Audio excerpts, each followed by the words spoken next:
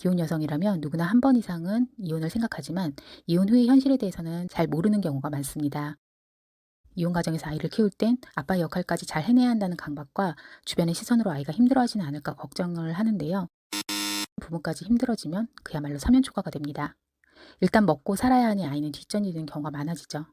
하지만 주도권을 잡게 되면 환경에 휘둘리지 않고 자신의 미래를 스스로 설계하고 통제할 수 있게 됩니다. 안녕하세요. 맘커리어 코치 유시아입니다. 오늘은 여성들에게 커리어 관리가 왜 필요한지에 대해 말씀드리려고 합니다. 커리어란 무엇일까요? 지금까지 짧다면 짧고 길다면 긴 사회생활을 해오면서 많은 여성들이 커리어 관리에 대해서 간과하는 모습을 보고 참 안타까운 마음이 들었습니다. 많은 분들이 커리어 관리를 취업이나 승진에 필요한 정도로만 생각을 하고 계세요. 하지만 커리어라는 것은 하나의 길이라는 개념으로 생각을 해봤을 때 내가 지금까지 지나온 길과 앞으로 가야 할 길의 연속선상에 있는 개념이라고 보는 것이 더 정확합니다.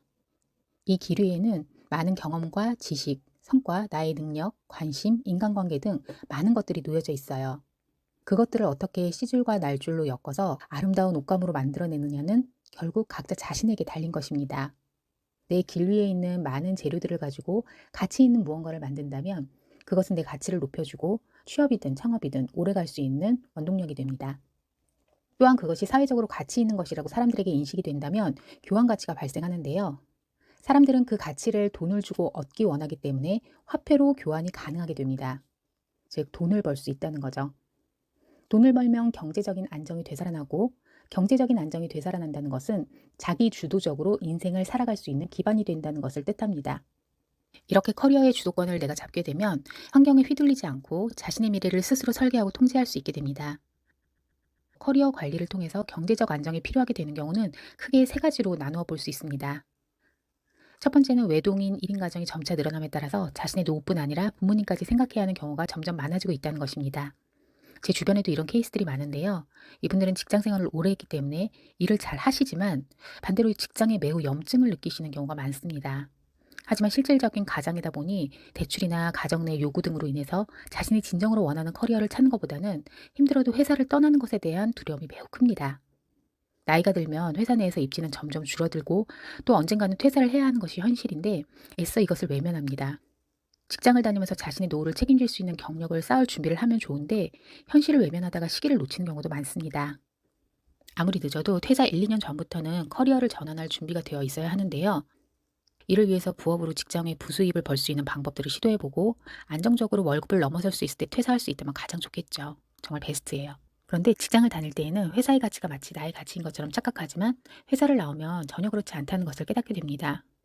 그리고 더 이상 직장을 다닐 수 없을 때에는 생활 수준을 유지하려면 창업 외의 방법은 없는데 창업을 한다는 것은 생산자의 마인드로 변해야 한다는 것을 뜻합니다.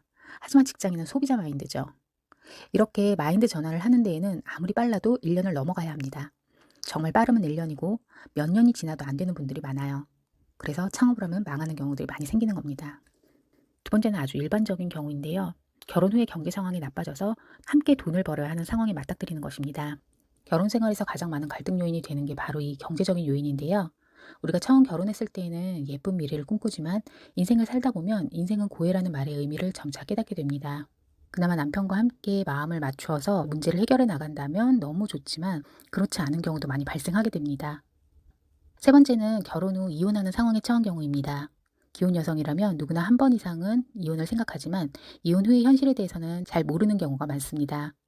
계속해서 일을 했던 여성이라면 경제적인 보루가 있어서 원상태로 빨리 복귀가 되지만 결혼 생활 이후에 출산, 임신, 육아 등으로 가정주부로 지낸 시간이 길어질수록 다시 커리어를 만드는 길은 험난하기만 합니다.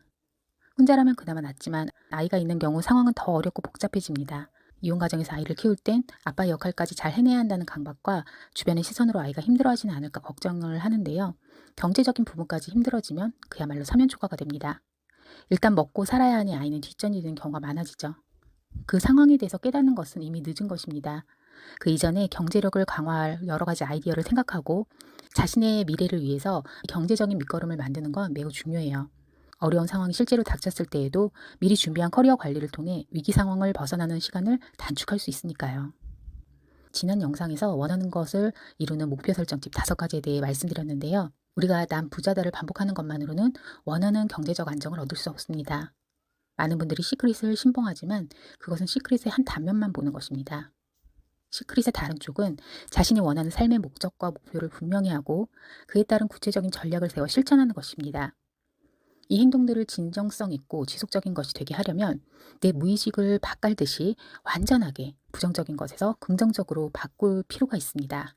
그것 때문에 자기 암시나 100번 쓰기를 한다는 사실을 잊지 마시기 바랍니다.